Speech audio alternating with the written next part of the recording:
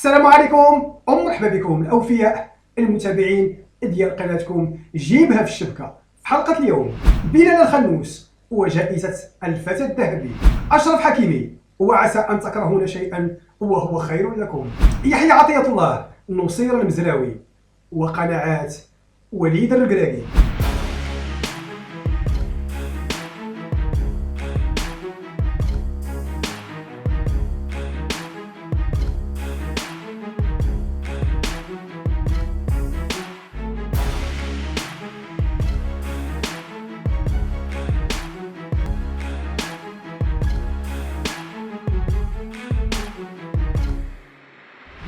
مرحبا بكم من جديد. خرجت لنا الصحيفه الايطاليه التوتو سبورت بلائحه ديال 100 لاعب، احسن 100 لاعب او موهبه واعده، مجموعه اللاعبين ديال اقل من 21 سنه. كاين بلال الخنوس يحتل المرتبه 42 عالميا، فيما اللائحه فيها مجموعه ديال اللاعبين: جمال موسيالا اللاعب ديال البايرن ميونخ، كاين جو بيلينغهام اللاعب ديال دورتموند، غافي اللاعب ديال برشلونه، وكما قلت لكم اللاعب ديالنا بلال الخنوس المرتبه 42. غادي نتفاهموا، راه واخا كان اكيد لان بلال كيلعب مع فريق غانك، خصنا نعترفوا بان مثلا موسيالا لاعب رائع واكيد كيلعب رسمي مع الفريق البايرن. جو بيلينغهام الانتقال ديالو الريال مدريد، غافي بشكل موضوعي نقدروا نقولوا بانه حتى اذا كانوا هادو في المراتب الاولى مساله موضوعيه، على اساس انه بلال الخنوس كيلعب مع فريق غانك البلجيكي، بطوله بلجيكيه، فريق بلجيكي، ما يمكنش نديروا مقارنه بالقياس مع قوى اوروبيه بحال بايرن، بحال دورتموند، وكذلك برشلونه. ولاني كنقول حتى لو كان كيلعب مع برشلونه والبايرن، فلان الجنسيه ديالو لاعب مغربي غادي يكون صعيب عليه انه تعطاه الجوائز، تعطاه الكره الذهبيه.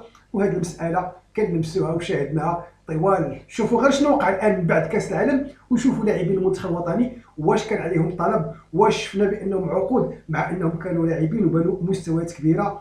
عز الدين أناحي ملي الكره الارضيه وقفات كتشوف واحد الفنان كيفاش كيلعب وسط الميدان. سفيان امرابط الكلادياتور كيفاش كيشوف واحد المحارب. وي شافوا قصه رائعه بكاس العالم، ولكن غير كتسالي كاس العالم باش نشوفوا عقود، باش نشوفوا لاعبين في الاخر غادي نتصدموا. أناحي مشى ب 10 المليون، مشى ب 8 زائد 2، ماشي حتى ب 10. مشى الفريق اولمبيك مارسيليا، كانت بغاتو البارسا، والبارسا اصلا ما عندهمش باش يخلصوا شي حاجه. امرابط اللي بقينا كنتسناو انه تحط فيه 100 مليون يورو ونقولوا راه قليله في ذاك الراجل. ماشي قليل انه عاطفه انه لاعب مغربي، ولكن الامكانيات الكبيره ديالو، اكيد الجنسيه الرياضيه كتلعب. بلال الخنوس لو بقي بلجيكيا كونوا على يقين انه غادي يكون في الطوب 10، على اساس انه حطوه دابا في هذه اللائحه في المرتبه 42. لكن يكفيه فخرا الانتساب ديالو للمنتخب الوطني. وبصراحه القصه كانت قصه رائعه في كاس العالم، ما توقع لها شيء بديك الطريقه وبديك السرعه. غادي تخرج اللائحه غنلقاو بلال الخنوس كنقولوا والد اشنو هذا، واش معيطنا لولد 18 عام؟ لكن فعلا بلال الخنوس راه في كاس العالم، راه بلال الخنوس وي ما حطيناش، يعني كانت مقابله وحيده اللي لعبها تقريبا الشوط اللي لعبوا، وبالاكثر من هكا دار خطا اللي سبب هدف اللي سجلته كرواتيا. ولكن اللي كتشوفوا غير البريز ديال لابال، وكتشوفوا الكونترول لابال، وكتشوف كيفاش كيماني لابال، كتعرف الوليد بان امكانيات رهيبه، والسيد مازال عنده 18 سنه. كان هذا على لسان مدرب المنتخب البلجيكي، لان بلجيكا كانت تناور، يعني كتحاول انها تقنع ذاك الوليد يجي معها. لكن اكيد لبى نداء الوطن في مرحله حساسه، كان بامكان اننا نضيعوا في ذاك اللاعب اكيد في الوقيته اللي كما قلت لكم المنتخب البلجيكي. وكان على لسان المدرب المنتخب البلجيكي اللي قال لك اكبر خساره للكره البلجيكيه هو بلال الخنوس، لانه عنده امكانيات ومقومات تقنيه وبدنيه ربما احسن موهبه يمكن في 20 او 30 سنه، قارنوا مع دي بروين.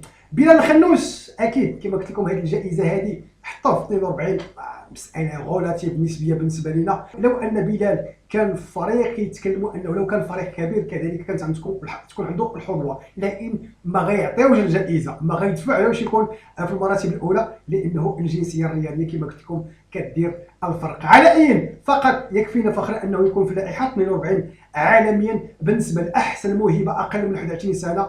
اللهم بارك. أشرف حكيمي والعمل الخيري المؤسساتي.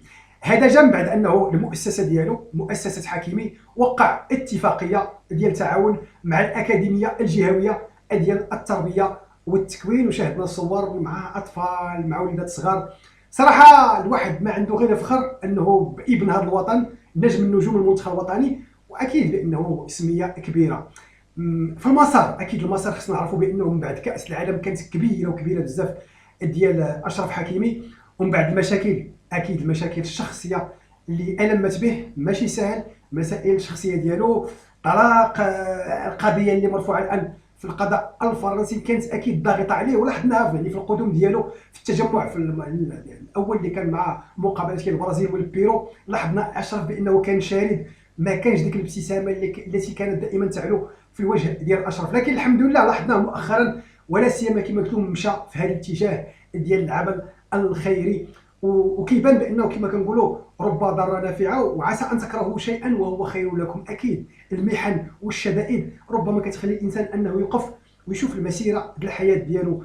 اشرف حكيمي شاف بان السعاده ديالو، لو بونور ديالو، انه يمشي يدير العمل الخيري، يمشي يقرب الناس، يقرب المؤسسات الخيريه، يمشي يشوف الناس اللي ما بحالهمش، دوك الوليدات في ظروف اللي كتكون صعبه. اكيد تما غادي يستمد السعاده الحقيقيه ديالو، اللي غادي يحاول يفهم الحياه ديالو، مفهوم ديال السعاده. كما قلت لكم راه دازت عليه محن بعد كاس العالم رائعه، محن اللي ما سهله شيء، ونتمنى ربي انه يرفع ديك القضيه ان شاء الله ويغلبوا عليها ان شاء الله، وربي ينصروا اكيد اذا كان او اذا لم يكن مذنبا.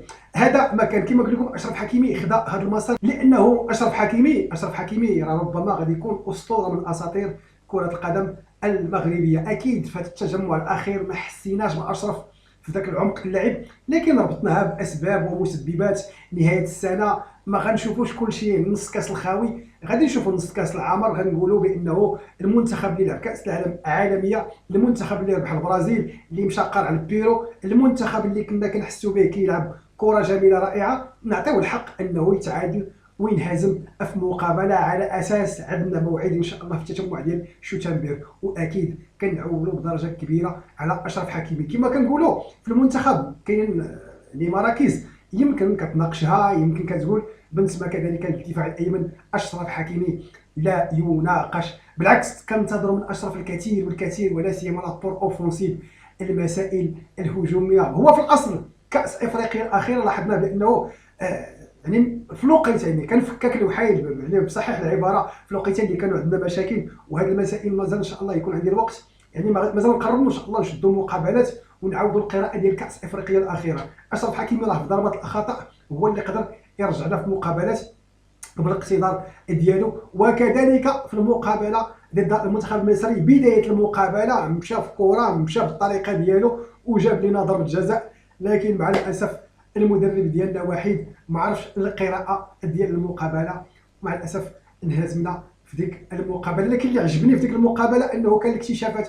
اشرف حكيمي عرف شنو هي كاس افريقيا، عرف اشنو هي المنافسه في افريقيا، عرف بانه كاين داك الخبث وكاين داك المسائل اللي كتميز افريقيا اللي ما عندها حتى شي علاقه مع اوروبا. واخا تكون ربحتي عصبه الابطال او الدوريات، ملي كتجي الواقع الافريقي كيخصك تتعامل معاه كما هو. اكيد انا اشرف حكيمي كنلعب من قبل منها كاس افريقيا 2019 التي كانت بالبناء، لكن البناء كانت البدايه تقريبا. لكن اكيد بان كاس افريقيا في الكاميرون كان لباس المنتخب الوطني اللي فافوري انه يمشي يديو اللقب. فما ادراك الان من بعد كاس العالم عالميه ورتبه رابعه، اكيد بان اشرف حكيمي غادي يكون اكيد من النجوم العالميه اللي غتتبعها عدسات الكاميرا وكذلك مقالات الصحافه. المسار ديالو اكيد عبر، لاحظنا مؤخرا انه ما بقاش عاجبو يبقى في باريس سان جيرمان، ولينا كنسمعوا كيدق على جوج ديال الفرق، كنسمع يا اما الانتر او ريال مدريد. واكيد بان الكره الصراحه عند ريال مدريد والكره عند فلورنتينو بيريز. الا بغى اشرف اكيد انه يجيبوا الفريق ريال مدريد، اكيد ما غاديش يضروا انه يحط ثمن كبير، لانه عارف بانه غيدي موهبه كبيره. نقدر نقولوا ضيعوا ريال مدريد انهم فرطوا باشرف، ربما اكيد، لكن ديك الساعه كان عندهم كارفاخال واتقن فيه اكيد مستوى كبير. كذلك كانت المشاكل الماديه، كان الفريق كيفكر انه يكمل الملعب ديالو، كانت الضغط ديال كورونا والمسائل الماديه اكيد كتلزم تضحيات. لكن باش يرجع اللاعب الان ربما قدروا يربحوا الفلوس باش يجيبوه. الان الا كانوا خلاوه بثمن يقدروا يجيبوه بثمن، لانه كيبان بانه كارفاخال ما عندوش يعني القوه اللي يقدر يمشي في مسار او مستقبل ديال ريال مدريد. بالنسبه للانتر بصراحه الانتر ما كنحبهاش، لان الانتر غتبان لي وكانها خطوه الى الوراء ما بين الانتر او ريال مدريد او البقاء في باريس سان جيرمان كاس افريقيا. اكيد هو الحلم ديالي، لانه قبل قال لك بغيت نجيب عصبه الابطال مع باريس سان جيرمان. لا حبيبي لا خويا، ما تقدرش تجيبها مع باريس سان جيرمان، حيت باريس سان جيرمان مازال ما ولات فرقه مؤسساتيه. يمكن القائمون المسؤولين على باريس سان جيرمان ياخذوا مثال المانشستر سيتي، وكيفاش الطريقه، لا ماشي فقط لاعبين ومدرب بكاريزما، لا مؤسسه ديال الفريق كيفاش مشى بطريقه حتى وصل انه اكيد بانهم هذا الموسم يعني جمعوا الاخضر واليابس، جميع الالقاب الممكنه المان سيتي يبنيو عليها باريس سان جيرمان، وديك الساعه كان بالامكان انه يجيو نجوم تمايا، واكيد تعترف فيه كهويه ديال الفريق. لهذا لم اكن احبذ ان يجي اي لاعب سواء اشرف حكيمي او حكيم زياش. كما قلت لكم المسار الان ديال الاعمال الاجتماعيه ديال اشرف، ولا سيما مؤسساته، يعني المؤسسه ديال اشرف حكيمي يعني في العمل ديالها مع المؤسسات المحليه، باش يدير الصوره ديالو، اكيد باش يكون ديك لا ليجوند، ديك الاسطوره، اكيد غادي ترسخ في الاذهان ديال الكتاكيت والصغار المغاربه، يعرفوا بانه ها هو قدامهم كيلمسوا كيضحكوا معاه كيرسلوا معاه، اكيد بيحكي لهم بانه المساله ديال العمل الجاد والثق في نفسك، وان شاء الله ربي يكمل لك وتوصل باش المكان. القصه ديال الظهير الايسر، اكيد بانه عرفنا في كاس العالم 2018 على الاقل اشرف حكيمي اللي كان يمني هيرفي رونار هي ما يشوف البدائل، ما لقى اشرف. كاين اشرف في البدايات ديالو، وهنا اشرف الا تكلمت عليه يعني في هذه اشرف انه كان قبل وما عندوش المشكل، مشى ولعب اكيد هو رغم انه جناح ايمن كيلعب برجل اليمنى، لكن مشات وما حشمش وما بانش بانه صراحه نقطه ضعف. لكن خصنا نعرفوا بانه الجهه اليسرى خصها يكون فيها لاعب عسري. كاس العالم الاخيره اللائحه دارت وكان وليد القرابي. الوليد القرابي غادي يثبت عطيه الله، لكنه كان كيعتبر نصير المزراوي. اكيد كتلعب البايرن ماشي هي كتلعب الوداد، باش زعما ما نحقروا حد وما نطيحوا بحد. لكن الحقيقه اللي بانت لنا انها بدات كاس العالم نصير المزراوي مع الدخله حسينا به الاصابه او انه ما كاينش، وتم ادخال يحيى عطيه الله. الصراحه حنايا اللي كنتابعوا البطوله كانت يدينا على قلوبنا، ما بغيناش داك الوليد انه شي خطا اللي تزعزع، اكيد اللي كانت غتخلي كنا بغيناه ينجح. النجاح ديالو غادي يكون رمز واسم باسم البطوله، ولا سيما حي عطيه الله في المسار ديالو، لان راه كان في اوروبا في اليونان والفرقه اليونانيه اكيد بان ما اعتبروش بان لديه المقومات باش يكون لاعب. جا المغرب، جا الوداد البيضاوي، ومع الوداد كانت بدايات صعبه وبقى بشويه بشويه حتى ثبت المكان ديالو. يحيى عطية الله في كاس العالم يمكن فاق التوقعات لدرجه انه جوج الاهداف اكيد ما كنسجلوش بزاف الاهداف في كؤوس العالم، كتكون محسوبه على الاصابع، لكنه كان سبب في جوج ديال الاهداف. الهدف اللي تحصل على ضربه خطا، او كان السبب الهدف الاول لضربه خطا اللي غادي يضربها الصابيري ضد المنتخب البلجيكي، واكيد ذاك اسيست عالمي ملي غادي يصيفط كره خطوط الملكيه المغربيه غيتلقى لها يوسف النصيري في رقم عالمي في الصعود الاعلى. يحيى عطيه الله شكون اللي مكنو؟ هو ذاك العسريه. وملي كنجيو المقابله، يمكن الوداد مشات لها عصبه الابطال، لكن كتبقى ديك المقابله ريفيرونس ضد سان داونز، انك تمشي تتعادل مع سان داونز بذاك الظروف ربما كنحسوا هنايا بانه كانت اكبر تقريبا من انك تربح. اكيد اللقب كيبقى لقب كما بغا يكون، ما نكذبوش على راسنا، لكن الطريقه انك تمشي تقارع سان داونز، وسان داونز كان هو البعبع ديال افريقيا. خلينا من الاهلي ودوك البكا والشكا باش نكون واضح. انا ما عنديش المشكل نعترف للمصريين ونعترف للاهلي الوقيته من يكونوا كويريه، في الوقيته الفريق الاهلي في النسخه ديال موسيماني فكانوا صراحه فريق قوي. هذه النسخه ما كانش الفريق، انما ضاعت على فريق الوداد. خليونا من هذا. يحيى عطيه الله واكيد التاثير ديالو خصنا نعرفوا بانه بعد كاس العالم تاثر. يحيى عطيه الله تاثر لانه كان كيشوف بان العروض ربما الاسماء هكا، اسماء اللاعبين المنتخب الوطني القضيه مروجه في الوقيته اللي هو مسكين ما كيسمعش، واكيد بان ما كيسمعش الاسم ديالو، واكيد كان كيتمنى يسمع الاسم ديالو اكيد في انتقال مرتقب، لانه ربح عصبه الابطال مشى مع المنتخب الوطني. وحده لله خصني انا ننتقل للفريق، واكيد فريق اوروبي او فريق خليجي. ملي كنقولوا الدوري السعودي، لان الدوري السعودي بغينا والله كرهنا فريقنا بدوري ولا كيديرونجي. واكيد مازال ان شاء الله غادي نتكلم على هذا الدوري هذه والقضيه ديال الدوري السعودي وكيفاش الدوريات الاوروبيه، لانه شي اصوات ولات كتكلم في اوروبا، نخليوها بين قوسين. عطيه الله بقى كينتظر، جا فريق مونبولي ما عطاوش الثمن في الاول، وتصوروا عطاو 700 800 مليون، عاد في الثاني داروا ديك المناوره 2 مليار، لكن في الاخر ما بغاش يخلصوا كاش. الناصر قال لهم انا ما نلعبش، غتخلصوا لي كاش، الوليد هو موجود. فهاد الشيء كامل ما احترف شيء، ما مشى شيء، والوليد بقى ديسيبليني، بقى كيضرب مع فريق الوداد. اكيد دازوا فترات فراغ كانت صعيبه، كاس العالم للانديه عطيه الله ما كانش طوب، لكن وفير يا ميزور غادي في المنافسات البطوله وكذلك عصبه الابطال الافريقيه، ولينا كنشوفوا المعدن ديال عطيه الله غادي يختمها بديك الكفره، هذيك ضربه خطا المقوسه الى فورسي فرض بالطريقه والدوزاج ديالها. اكيد كنشوفوا عطيه الله ملي كيضرب بالعسريه، وهذا هو السبب اللي كنتكلم هذه الحلقه كنقول ربما انا الاوان، لان غادي نفتح المتوازيه الثانيه اللي هو نصير المزراوي. نصير المزراوي الصراحه انا استغربت، لانه كنت كنشوف الجهه اليسرى اكيد غادي يقضي الغرض، اكيد كتعرف البايرن كيما بغى يكون لحد مستوى عالي ولعب داك المركز. اخر مقابله يعني في التجمع اللي فاز، المقابله الثانيه لبيرو لعب ظهير ايمن، وشفناه كظهير ايمن كان احسن اللاعبين. ها هو جا في هذا التجمع هذا، ولا سيما مقابله الراس اخضر. شفت انايا نصير المزراوي خلعني بلا فيبريليتي، يعني نصير يعني نصير ما قدمش حتى الحد الادنى باش بيرسيطاو يعني كيدير فيه ما بغى في لي مانوفر ديالو، في لي بريز ديال لي ديسيزيون ديالو، في اخذ القرارات، في البالوبي ديالو، في كيديبوردي، كلشي كان خاطئ عند نصير المزراوي. وحتى داك الخطا اللي تصاب فيه، فراه ما كان ما عرف يمشي اليمينيه، ما عرفش يسري، تلاقى مع اللاعب، حتى تلاقى مع اللاعب تضرب هو يطيح ويتبدل.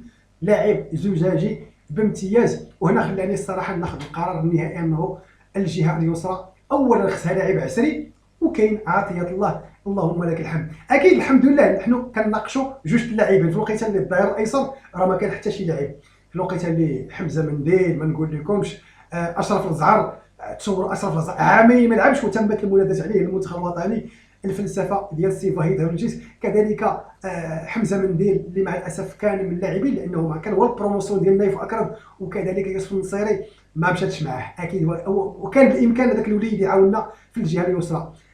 عطيه الله جا، واكيد كما كنشوفوا الان في المقارنات مع نصير المزراوي. نصير المزراوي او عطيه الله الا درنا المقارنه غيجي شي حد يقول لي البايرن ويقول لي الوداد، نقول له مرحبا، لي ستوندار عالميه مرحبا، ولكن بلاتي راه غادي نمشي نلعبوا كاس افريقيا، غادي نلعبوها في افريقيا جنوب الصحراء، ما غاديش نلعبوها في المغرب. راه السي عطيه الله ربح عصبه الابطال وهو كيتنقل في الادغال الافريقيه، وما ادراك يعني ما ادراك الادغال الافريقيه، واخا ما كنبغيش نقول هاد الاكسبرسيون، الملاعب الافريقيه والظروف ديالها اللي ما يمكنش الانسان يتصور. هذا الشيء هذا راه نصير ما عاشوش، نصير المزراوي ما عاشوش، لانه يمكن اولى المباريات ديالو في افريقيا جنوب الصحراء ما كاينش مقابلات كثيره، عارف ذاك الضغط، عارف الطريقه، عنده الاكسبيريونس، عنده الباك جراوند، عنده الخلفيه اللي كتعطيه الحظوه وكتعطيه الاسبقيه، رغم ان خونا نصير في البايرن. ثانيا العسريه واليمنيه بالدليل والبرهان في منافسه كاس العالم. يحيى عطيه الله شفناه بانه في لا فينيسيون، نقدر نقول نصير يمكن تكتيكي كيعرف يوقف دفاعا هجوما، ربما عطيه الله ما عندوش داك الزخم القوي ما بين المسائل الدفاعيه ويكون هجومي، لكن غنديروا توازنات، اكيد غنديروا توازنات، ولكن غادي لكاس افريقيا ماشي غادي باش غادي نفكروا بزاف، كره هجوميه. يحيى عطيه الله لا فينيسيون يمكن تكسبو كجناح، غير خص كيفاش تعرف توظفو هو وداك الجناح اللي غادي يكون معنا كيف الخدمه اللي غادي يديروا الانهاك للفريق الخصم، اللي غادي يخليو ديما داك البلوك ناعس تما، واخا نلعبوا مع الفرق الكبيره. يمكن هنا غادي نحبدوا نلعبوا مع البلوك طايح، لان غادي نضغطوا على الفريق الخصم. لا كاليتي ديال يحيى عطيه الله نقدر نمشي بعيد. ضربات الخطا ما عرفتش انا واش ضربات الخطا واش تعطاه الفرصه ام ان ديما حكيم زياش هو اللي شدها. كنشاهدوا ان حكيم زياش راه ما نعرفش 10 ديال ضربات الاخطاء يلاه كتمشي ماشي وحده، رغم ان ما نجحت الهدف ديالو اللي سجلو باقتدار، لكنها كانت عمليه فرديه ديالو طوب. ما عندي ما نقول على حكيم زياش. كنتكلم على ضربات الاخطاء. ضربات الاخطاء راه ولات كتربحك بطولات.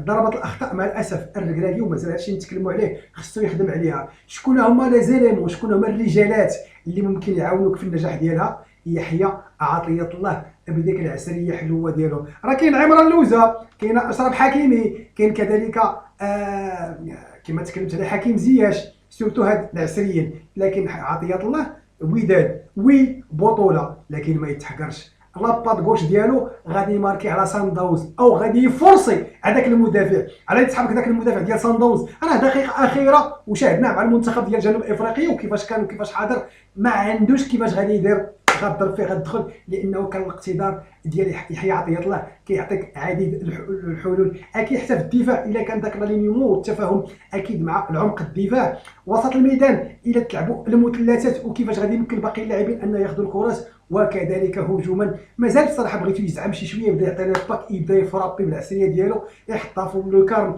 او يحطها في 90. عطية الله ان كنقول انه يستحق رسميا الان بالمنتخب الوطني، بالمقارنه انه ما كاين حتى شي لاعب عسري، ما كاين حتى شي لاعب عسري. كان ادم ماسينا، لكن ادم ماسينا شفناه في كاس افريقيا اللي فات على اي يجي ويتنافس باش يشد انه المرتبه الثانيه او الثالثه في التراتبيه ديال اللاعبين الاحتياطيين. انما حسب الراي ديال المتواضع رقم واحد الان وفي المقتبل وكاس افريقيا اللي كاينه يحيى عطية الله. هذا الراي ديالي، وبغيت الراي ديالكم. لوحوه في لي كومونتير، واش كتفقوا واش ما كتفقوش، بدون عاطفه ان ودادي ولا البطوله ولا شي حاجه. هادو لاعبين ديال المنتخب الوطني، هادو وليدات هذا الوطن، وليداتنا، وبغينا يكون اللي احسن واللي كيستحق واللي عنده الامكانيات يعطينا الاضافه هو اللي يكون عنده الرسميه. هادشي اللي كان عندي في هذا العدد، هادشي اللي كان عندي في هذه الحلقه. كان معكم عبد الكريم في قناتكم جيبها في الشبكه. اللهم صل وسلم وبارك على المصطفى الحبيب. السلام عليكم ورحمه الله.